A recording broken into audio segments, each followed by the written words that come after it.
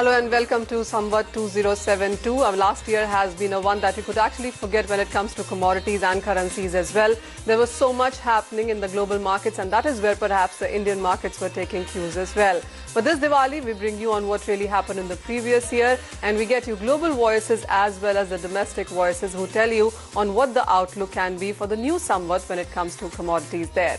Well, just take a look on how the commodities performed really in the previous one. And you had the concerns coming in from China, devaluation and the economic slowdown in most of the globe. That is what took the commodity prices on the lower side.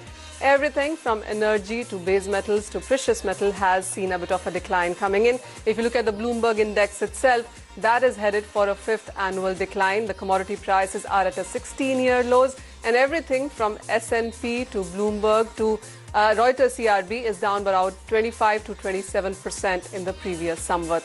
Well, you have seen concerns from the international markets. Apart from that, it really has been a lot of noise that you have seen coming in from US Fed, talking about a perhaps interest rate hike, which markets are still working with in sense of December 15-16 meeting. And ahead of that, there is a lot of choppiness as we enter into a new Samvat there.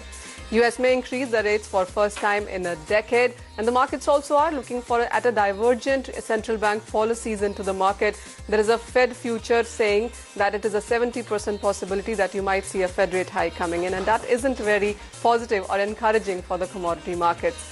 There are difficult months ahead for commodities, is the view coming in from many of the banks and brokerages. The energy prices have declined quite sharply. If you look at the markets there, it's a 40% decline for the crude oil prices and around 45% of a downturn coming in for natural gas as well.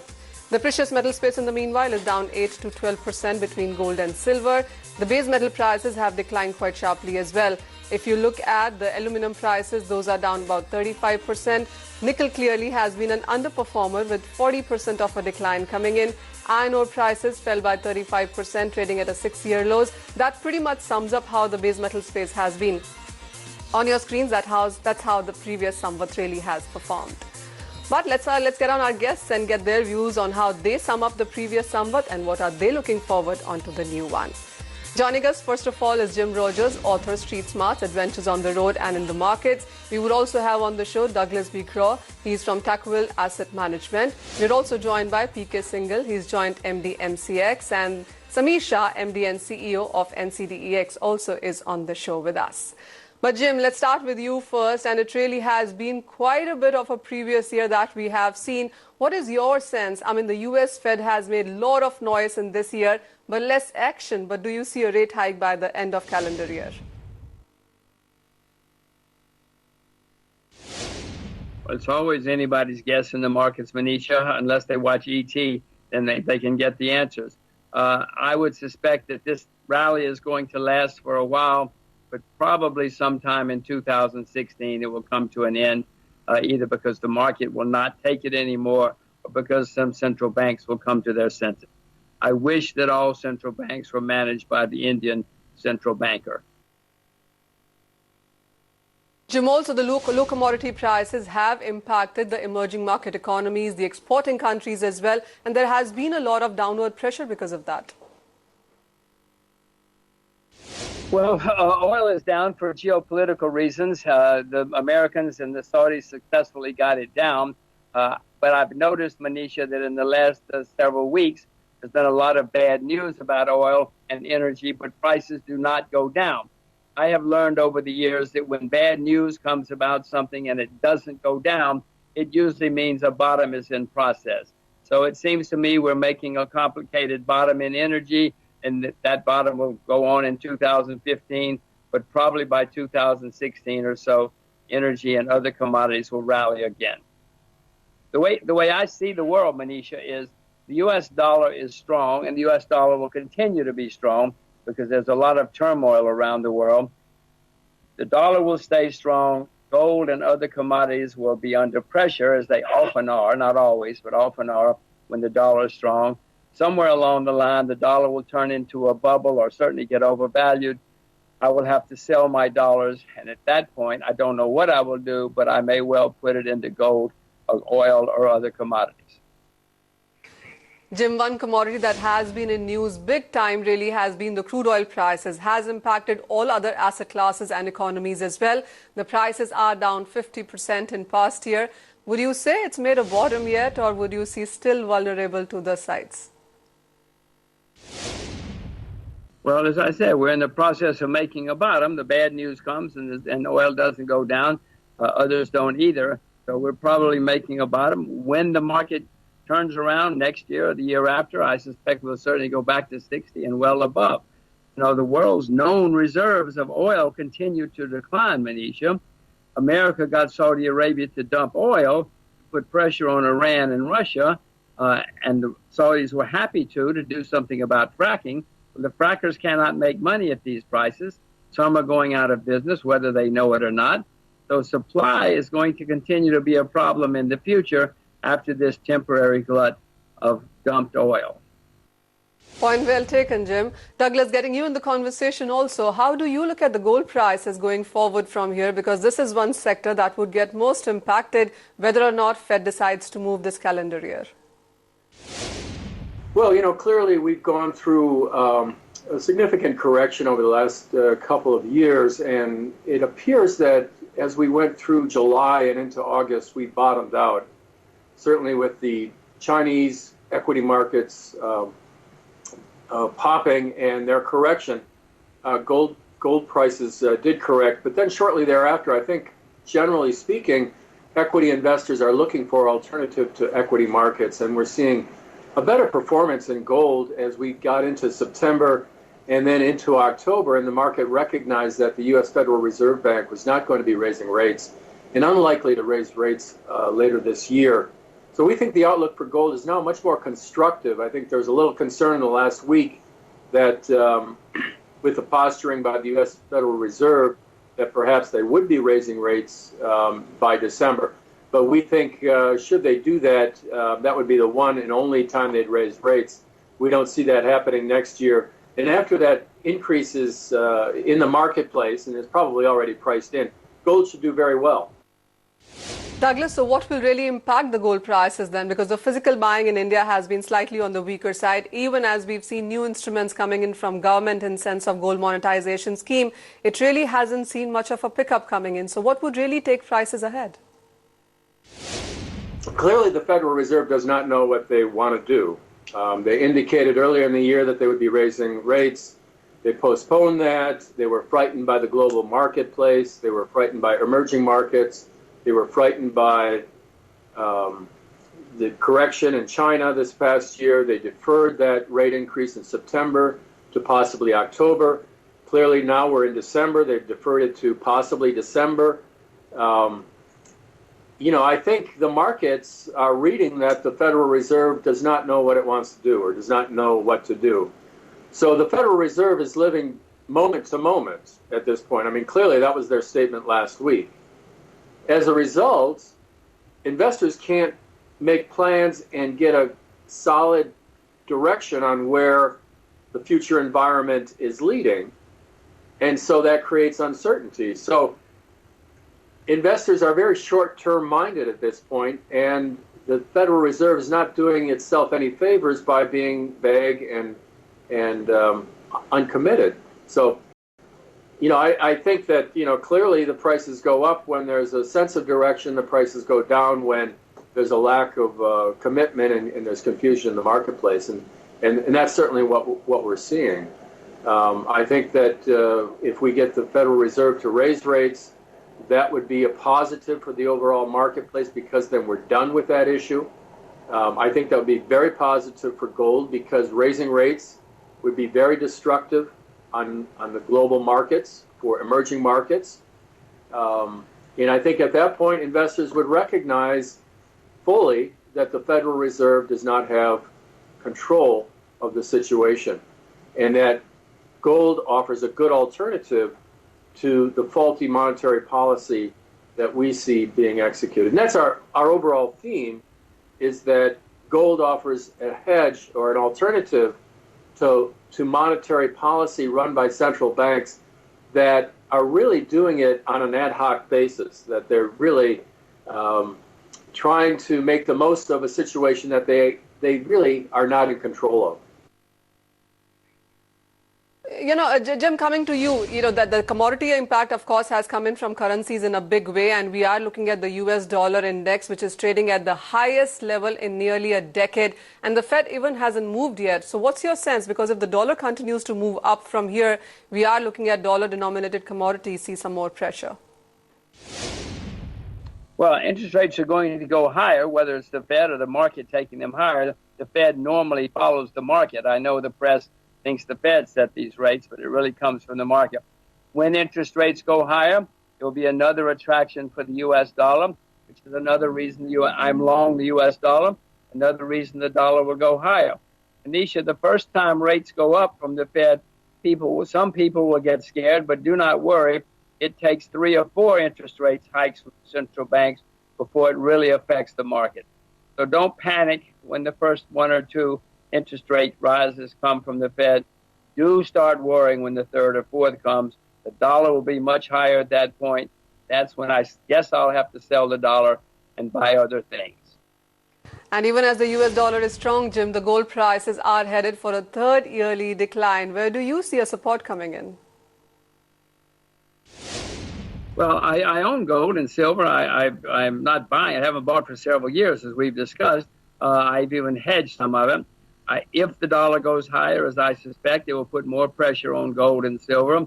And the way I see the market is dollar will go higher for many reasons.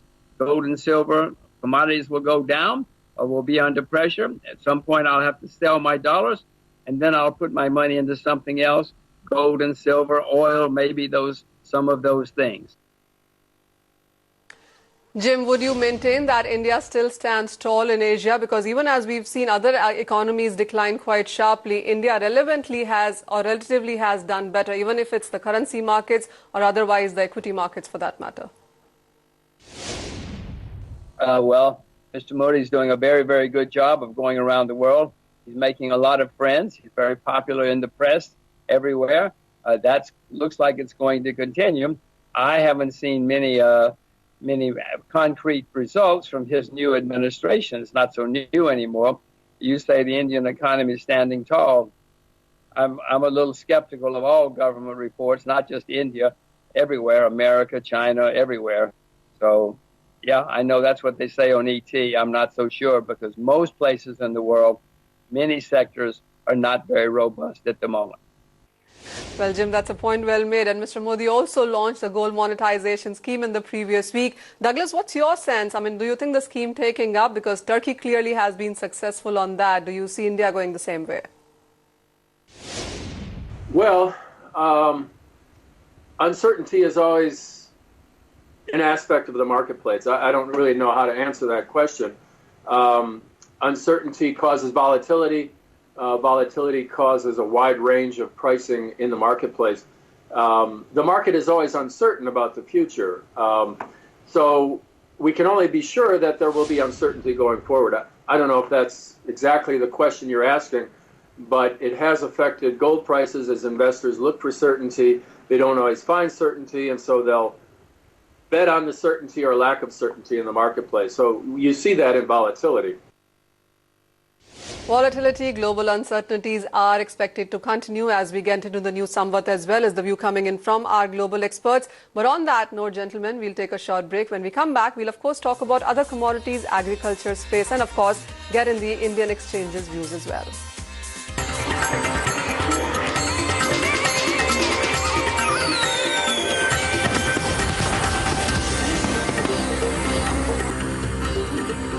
Welcome to Hot Commodities Diwali special, and as we enter into 2072, the new Samvat, one thing that you need to take along is an important one for commodities was the FMC and SEBI merger. The regulatory merger that we saw in the previous Samvat has been the biggest thing by far that the commodity markets really had to look at.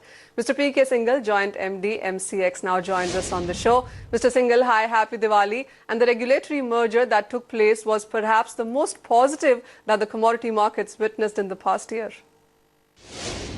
First, I will like to wish all your viewers as well as ET Now and ET Group happy Diwali and a very prosperous new year for them as well as for their families. Last 1 year is basically was full of challenges because of the various reasons. One was that after the budget it was very much apparent that SEBI is going to be our regulator, and FMC SEBI merger will going to take place within 6 months probably. This is what our estimate was there, which appeared correct also. And then because of that we were making lot of technology changes and improvements which we are required to do as a stock exchange, just like DR site, near online site, and then increase in the server, and there are lot of other technological requirements which we need to fulfill as a stock exchange.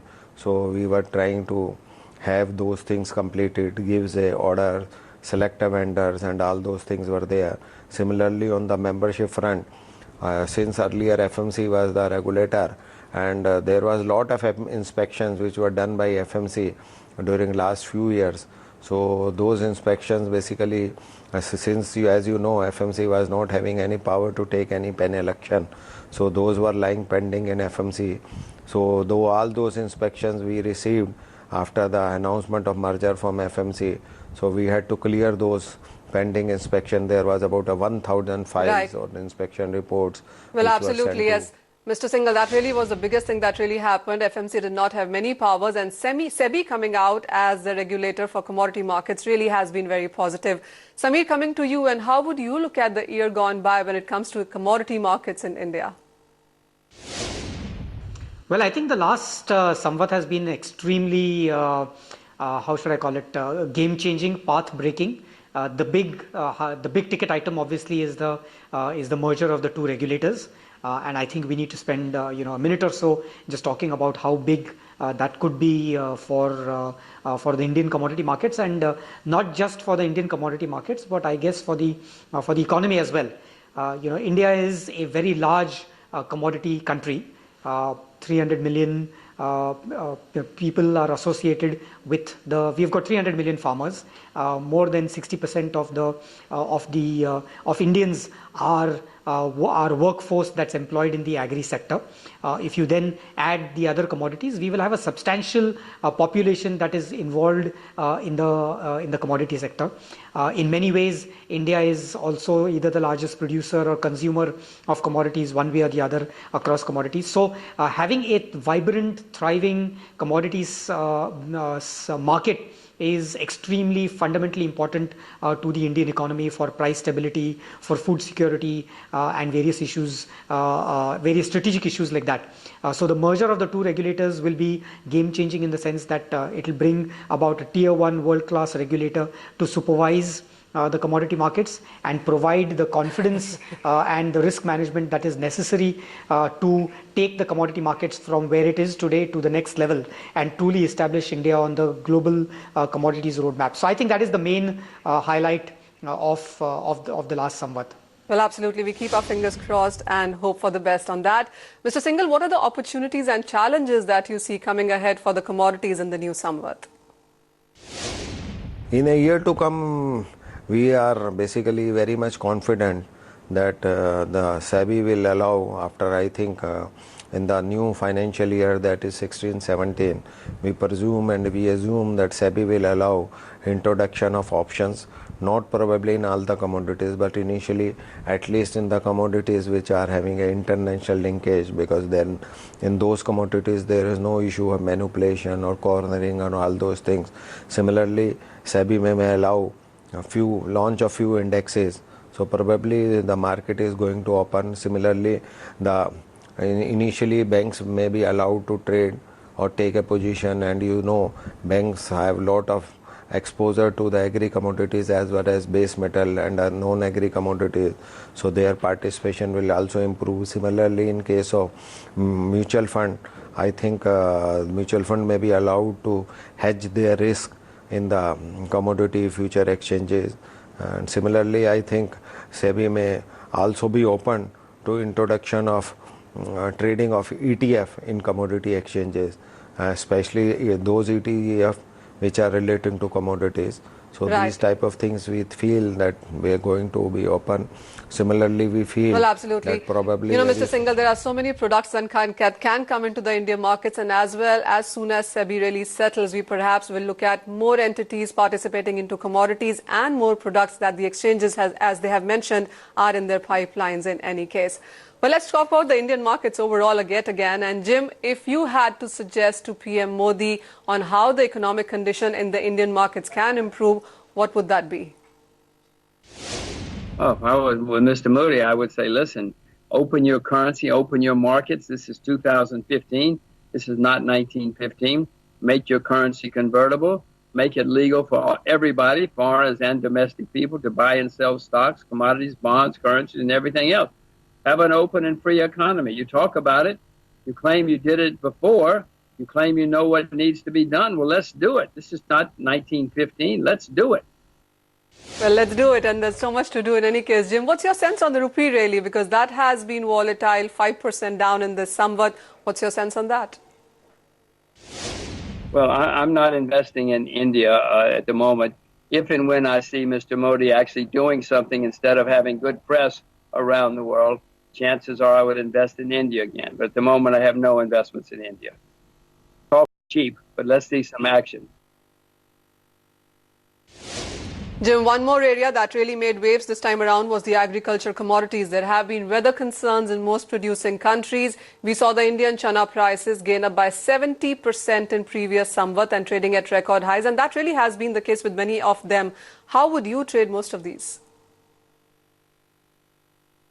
Well, I want to buy more agricultural commodities. They're down a whole lot, as you well know. You live there in India, which could be and should be a major agricultural nation. Yes, I had rather be a buyer of agricultural commodities than a seller. Jim, would you agree that equities really seem to be the flavor or preferred choice right now, because we seem to be looking at the smart money moving in that asset class?